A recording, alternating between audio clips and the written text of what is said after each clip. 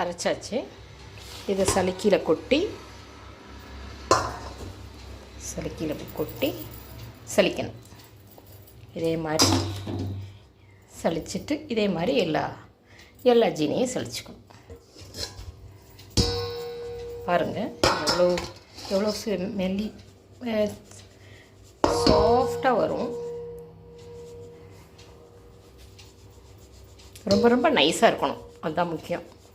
நைஸாக இல்லைன்னா நெய் உருண்டையில் ஜீனி கையில் படும். அப்படி இருக்கக்கூடாது எக்காரணம் ஒன்றும். இது ஜீனி பறக்கும் சலிக்கும்போது. அதனால் கொஞ்சம் கவனமாக, ரொம்ப ஒசத்திக்கிட்டு சலிக்காமல் கொஞ்சம் தாழ்வாக வச்சு சலிக்கணும். இப்போ பாருங்களேன் எவ்வளோ நைஸாக வந்திருக்குன்னு பாருங்கள். இப்படி தான் வரும். ரொம்ப தூக்கிக்கிட்டுலாம் சலிக்கக்கூடாது, கவனமாக இருக்கணும்.